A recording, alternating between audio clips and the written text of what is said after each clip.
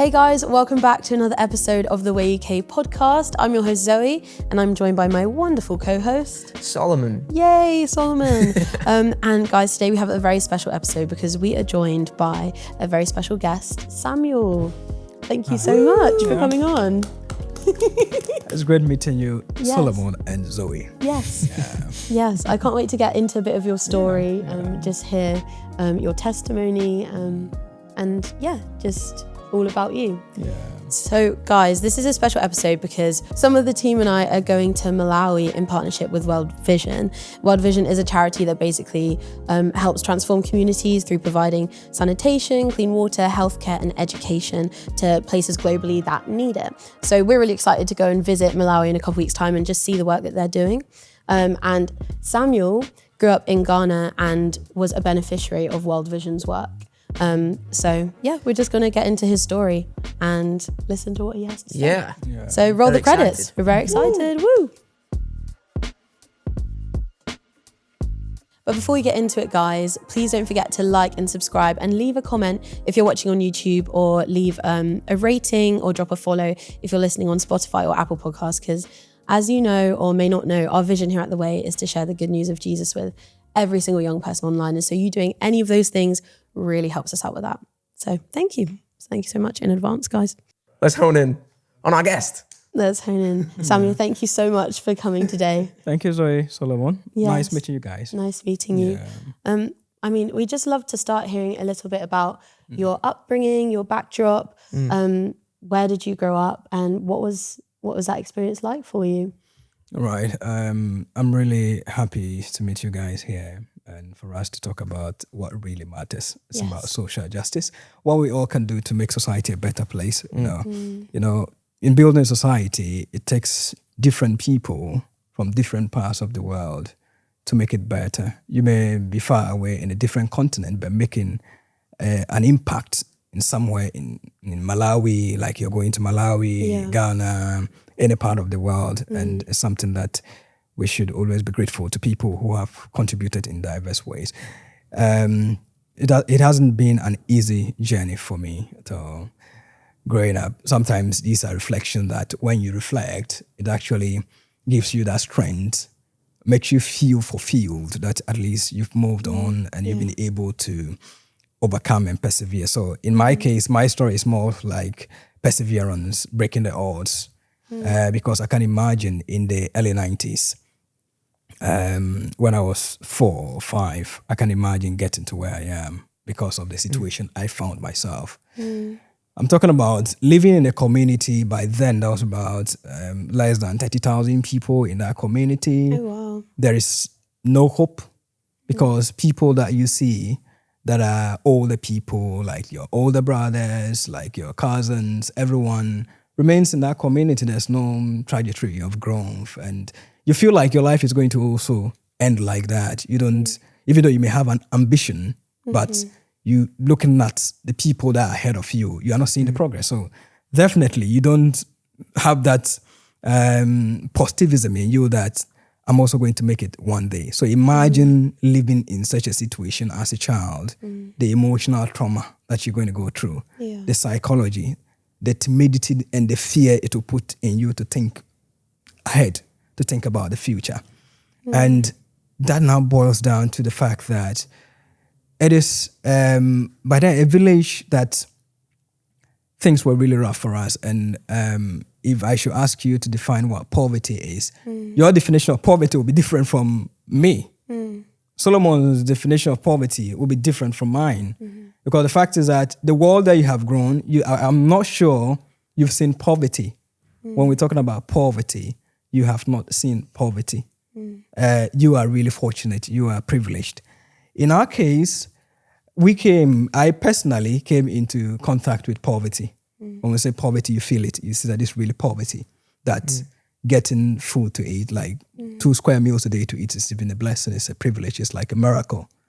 Like getting sandals to wear to school, it's a miracle. Like it's something that growing up in the 90s, you know, says that no, it's only the privileged children that had access to footwear, and you have to walk miles.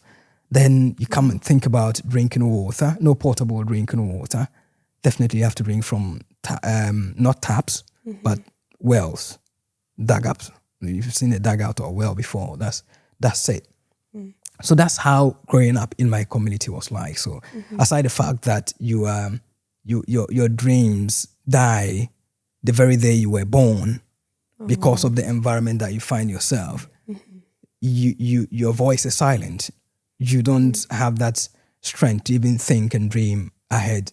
Because psychologically, a child without a proper environment does not have that good emotions or that foresight to become someone better in future. So it dampens your spirit already. So I'm just trying to explain the situation to you that growing up as a child, life was really, really a track of railway. You know, whenever the train passes on the rail track, you see how it shakes and all that.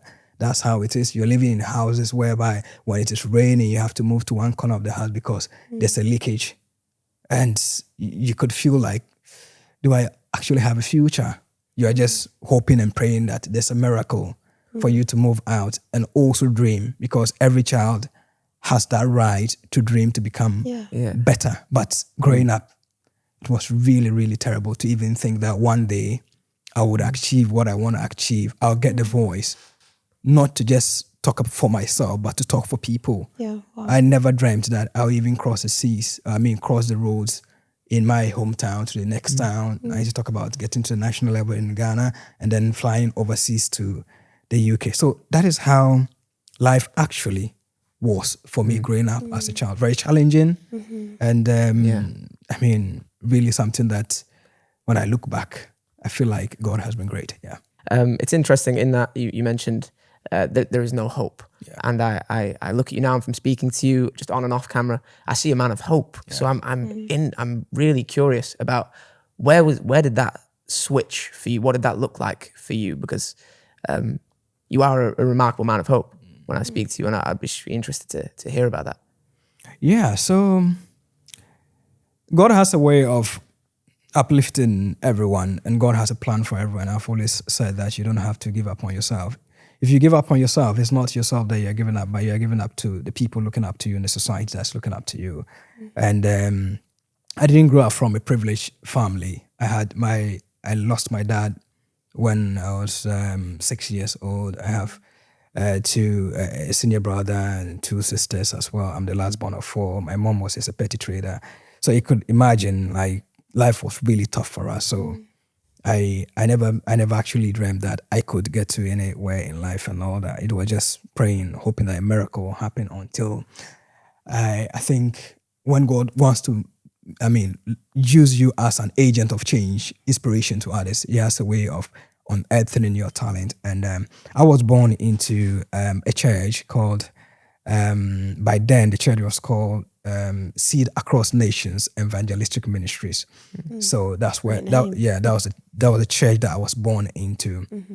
By then Christianity was not really popular in my village because Christians were not many. It was now that they were not trying to propagate, and people were now trying to assimilate, integrate, understand the perspective of Christianity, because traditionally they have their own religion, which is the ATR, what we call the African traditional religion. They believe in their ancestors, they pray through their ancestors and do all that. But when Christianity came in, that was when we were still younger in our... So when, through my church, I had a special gift. We used to have something like Bible quotations, like soul drill, Bible competitions and all that. And that's how come God actually created the way for me. I was gifted with the talent of, even at age 7 to 8, I could recite more than 200 Bible quotations. Whoa. Yeah. That is crazy. I had that retentive memory that I could read, understand, store it, reproduce it. Yeah. And let's say the 3 of us are into a competition. It starts with Solomon. Okay, you start. Mention your Bible quotation, then you mention maybe John 3:16, then for God so loved the world, then Zoe comes. It goes on and on and on. Then maybe it comes to my turn, I mentioned. So we are going around in cycles. So immediately you repeat your Bible verse, then you are kicked out of the competition. Right. So this was a 7-8-year-old boy competing with people that were 15, 16. Whoa. Yes, in high school, I was in basic school and all that. And I used to lead my church in these Bible quotations, Bible quizzes, and I used to win. And I became the star of more than less the poster boy of the church. So all the quizzes, I was the one leading. I was the one leading the church. At 8 years old? Yeah. That is so leading cool. the church in Bible quotation. Because of the upbringing I had from Sunday school and all that, my teachers were actually proud of me, and then they were putting me out for. So it was on one of those occasions that World Vision, the Area Development Program, what we call the ADB, by then they had already introduced it in the late 90s, around 99 and all that. So World Vision had a project for churches where they go around organize Bible quotation. So it was part of, because a Christian entity, charity organization, the main idea was to spread Christianity and also create platform for people to achieve their dreams and all that. So it was on one of those competitions that they identified me. The area development program coordinator was called Norbert. Norbert identified me and said, this boy is good. Why don't we bring him on board? Because by then, World Vision had already selected certain schools that they were going to give that support to children, support and all that were being sponsored. Because of the volume of poverty, because it is a whole village that is really impoverished. So you can't have every child on board. So there was a criteria. I mean, I think it was a tossing or something like that. So when you're lucky, then you get the selected certain schools. My school wasn't part because we were not fortunate.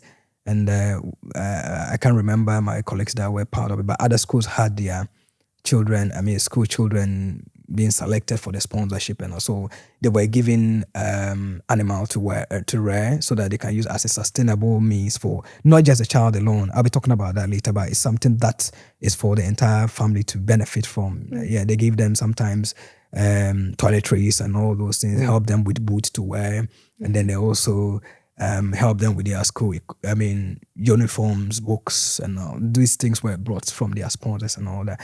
So when World Vision saw me in one of the competitions, they brought me in, and then I was now part of, I was more or less a project for the Bongo ADP of World Vision, because the focus was on me, how to use me as an inspiration to other children because of the special talent of Bible quotation, having knowledge of the Bible at that younger age and all that. So World Vision came in, and that was the turning point that God actually, God more or less used World Vision as a savior to, let me actualize my dream. So World Vision came in.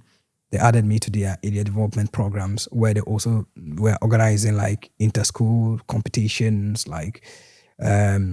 Bible competitions, inter-regionals and all that. So in my school, I was also part of the quiz team. So I was, we were winning because of my, it was great. I was gifted with intelligence. So we used to win our quizzes, and World Vision gave us some prizes and all that. So when World Vision started their projects, they organized Bible program between churches, between schools, I was always winning on the top. So because they knew that I had a promising future, they started bringing me in to help me financially. They gave me toiletries.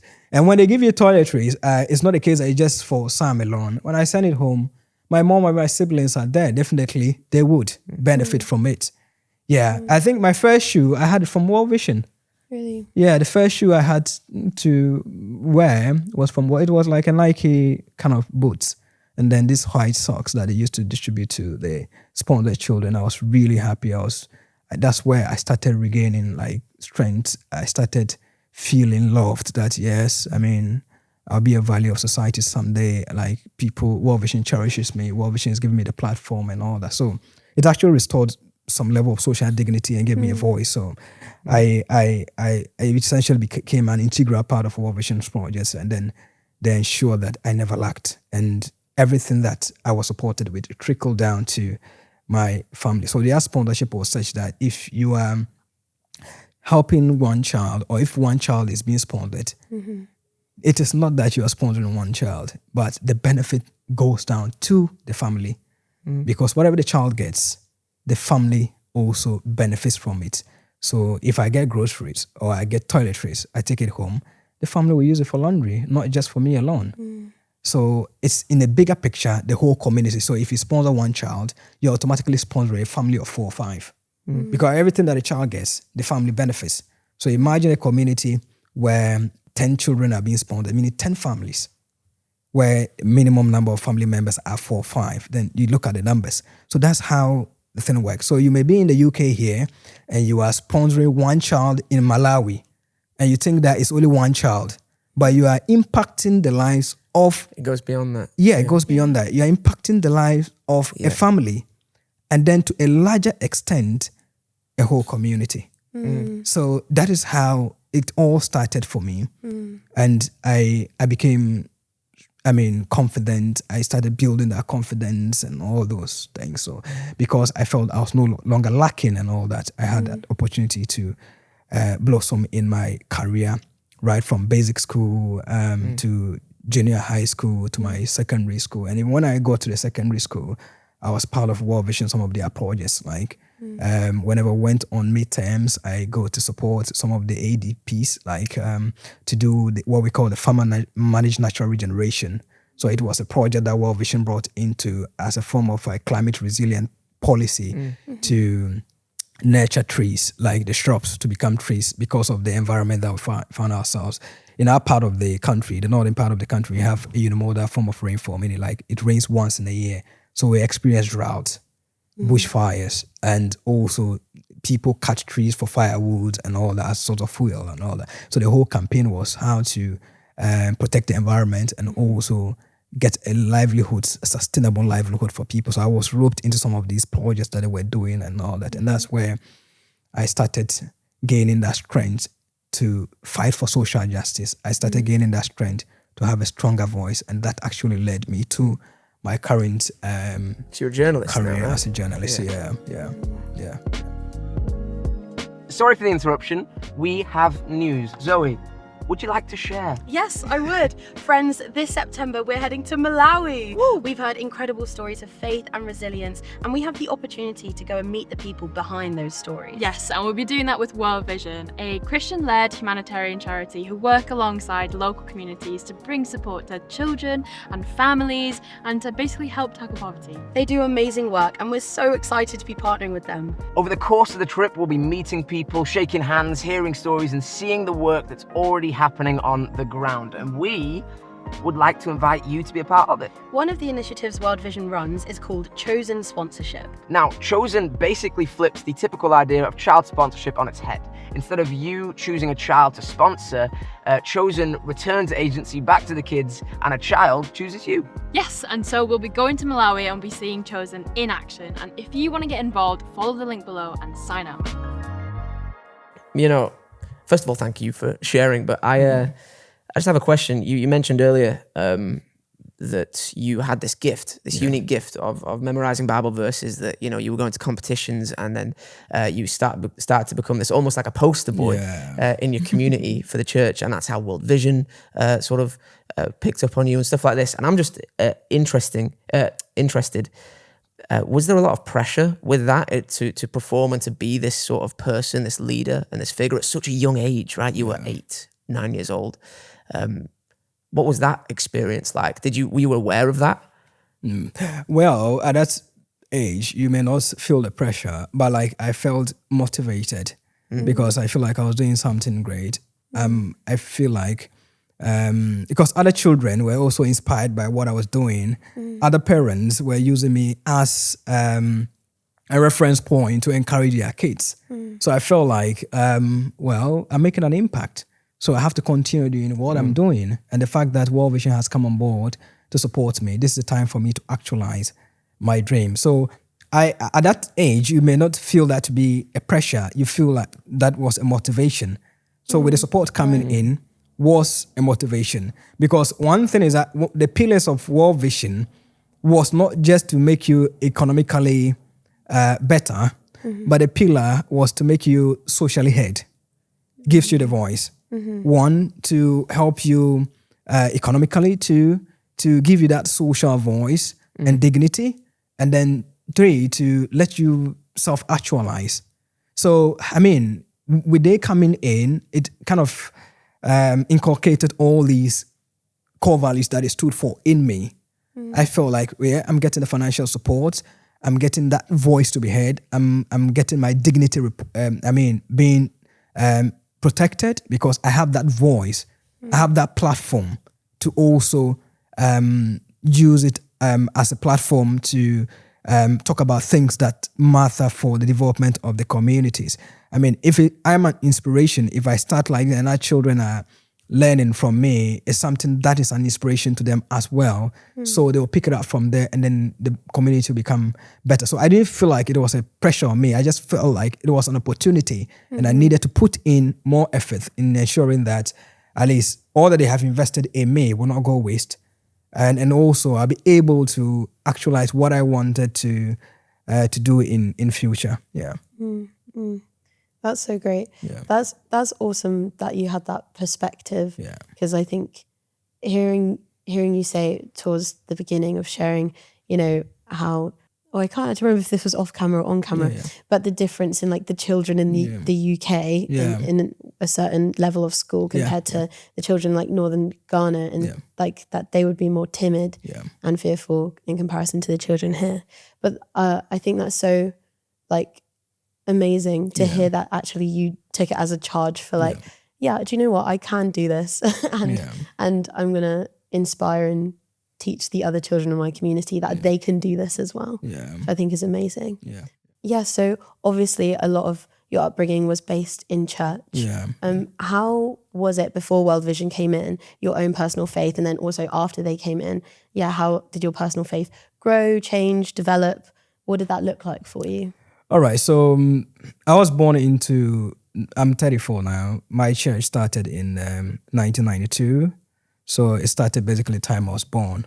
So I was born into the church. But originally my family were not Christians. My mom wasn't a Christian, my dad wasn't a Christian. So, but they were quite liberal. You could be joined in religious faith of your choice and all that. So because I was born into the church, I grew up with the Christian faith and I was also a committed Christian. Because I went through the ranks like Sunday school and I was even part of the church choir and I did a whole lot of activities.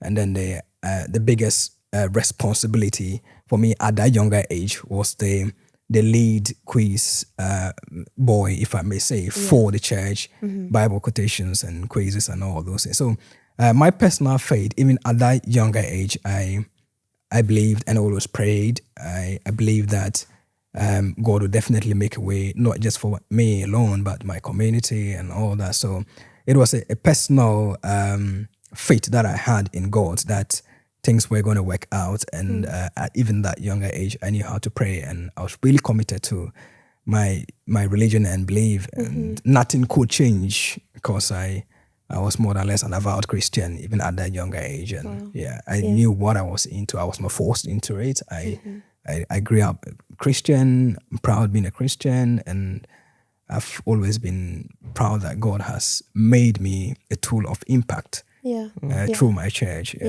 And throughout that, did you have like a particular Bible verse? Obviously you knew loads of Bible verses, but did you have a particular one or chapter of the Bible that was like your favorite to come back to like time and time again?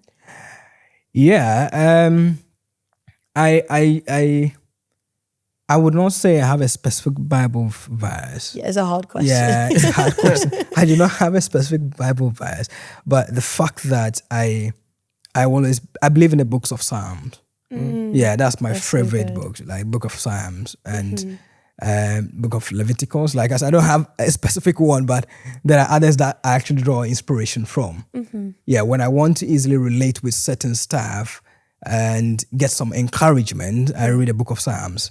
When I want to something that is somewhat proverbial, relatable to what I'm doing, I move to the Book of Proverbs. Revelation, because Book of Revelation talks about even what happened in the past, what is in the present, and what will happen in future. So these were books that were like a guiding compass for me that I really, really like in times of trouble.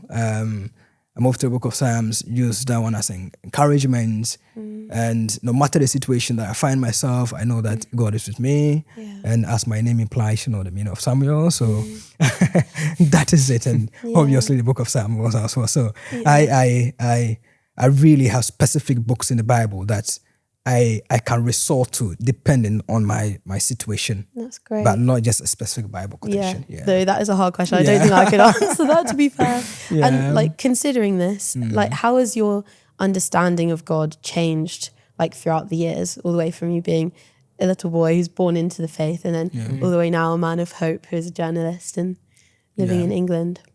My faith hasn't changed. I believe in God. I communicate to God, especially whenever I want to take decisions. I take decisions in my washroom, in the shower. That's where I take decisions. That's where I communicate with God, and it turns out to be right for me. So my even though I've been exposed, I've engaged with different people. I've read about many stuff, but it hasn't shifted my faith. As a Christian, I'm not sure anything will ever change it. I believe in God, and I always, when I get opportunity, I tell people the message of God, the opportunities that you stand to get as a Christian. I am liberal. I wouldn't say I'm a liberal Christian. I wouldn't say I go according to strictly by what this church's doctrines are. But once you're a Christian, I see all of us as one people. It doesn't matter you're Baptist, whether it doesn't matter you're a Presbyterian, you're a Methodist, you're a Catholic and all that. We are all Christians, and the main faith is in God. So that is what matters. I can walk into a Catholic church, I worship with them. I can walk into a Baptist, Methodist, Presbyterian, any of the churches, and I'm free because this is the house of the Lord. And in the house of the Lord, there's no segregation as to this is from a Catholic church, this is from this and all that. So I'm still a staunch Christian. I believe in God, and nothing will ever shift that. Yeah. Looking back to yourself as a young man, I'm curious, is there anything that you would, or even someone that's kind of having a similar experience to the one you had, or is having a similar upbringing, what would you say to someone like that, or yourself as a young man? Well, I've always believed that, my belief is that you don't have to fail. If you want to give up, you are not giving up to yourself. You may feel that you are giving up to yourself because of the situation that you find in yourself. But just remember that there are people looking up to you that you may not be aware. The society is also looking up to you. So one thing you should always remember is that you are not failing yourself. You are failing if only you are making up your mind to give up. You are failing an entire generation. You are failing a society. So many people look up to you that no matter the situation, you do not have to even think for a second that I want to give up because of the situation that you find yourself. You just have to remember that people look up to you and you can't afford to fail them. Because if I did, maybe someone who was looking up to me, was inspired by me, wouldn't have been able to achieve. I don't know maybe the number of people I've been able to impact. Because I remember when I was on radio, that's about close to 7 years ago when I was doing my regular radio program. There was a time my mom phoned me or she feels happy and fulfilled to hear me every morning signing in onto radio, and I mention my name and I welcome everybody. I'm talking to the masses, over thousands of people listening to you every morning. And that is what gives her joy. I've had people who say, you are an inspiration. The way you talk on radio, the way you talk about things, the way looking at where you came from and where you are, I'm really motivated. But that doesn't mean that I don't have problems. That doesn't mean that in my daily, routines, I do not have challenges. I do not think about quitting at a point. But sometimes when I think about what people tell me, I feel like then if I'd taken that bedroom decision that I was going to give up on myself, I can imagine the number of people that I'm impacting negatively that will also give up. So it's something that you should always keep it at the back of your mind that you don't have to give up on yourself. It is not about you, but it is about the society that is looking up to you. to help make it a better place. Because if other people were given up, I'm not sure we would have gotten to where we are as a society. Remember, the life is not about you alone. It's about, you may be born into a family, but you belong to society. You belong to your church.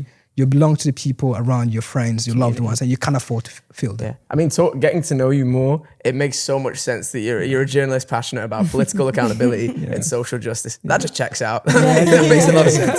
That makes a lot of sense. Yeah. Is there anything else you'd like to well, both of you actually, anything else you'd like to say or ask or share? Yeah, so on the perspective of supporting people, especially when it comes to children, I'm much passionate. Sometimes I feel bad that I'm not currently in the position to also make an impact in the lives, like directly, like how World Vision came in and supported children like me at a younger age and all that. So when I watch the TV, I see people from different parts of the world, children, needing attention and all that. I really feel bad because I've been there before. I know how that feeling is like. And whenever I get opportunity, I try as much as possible to tell people that, look, I'm a mirror. Just if you are thinking of the impact of your contribution, be it £1, £2, a penny, you may feel like, oh, this is not anything. What's the impact is it going to make? But some of these things can make thousands of people like me, or has made thousands of people like me. I've had people or colleagues at a younger age who were also beneficiaries of World Vision, either being sponsored or not sponsored. They are now all over the world. Some of them are nurses, some of them are teachers, some of them are engineers in different fields. And look at the impact that someone in UK, someone in Canada, someone in the US, by virtue of the person pledging £1, $1, to say, I'm supporting the cause of children in a different continent. This is the impact that you're making. So if you are someone who wants to, or who has been supporting charity, and you feel like, is this really making an impact? Just look at me. I'm the physical evidence of contributions that have actually inured to not just me alone, but a larger community. So you don't have to give up. It takes the world to make it a better place, and we don't have to give up at all. It's really impactful. Charity is impactful.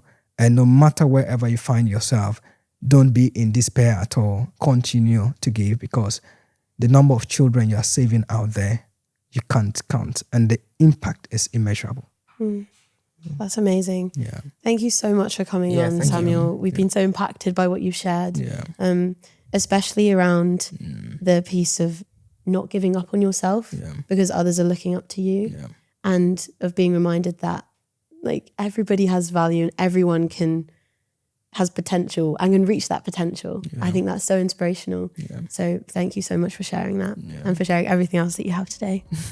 Guys, we hope that you've enjoyed this episode, and we hope that you have a lovely rest of your day, week, night, evening, whatever it is, whenever you're watching this. But God bless you, and goodbye.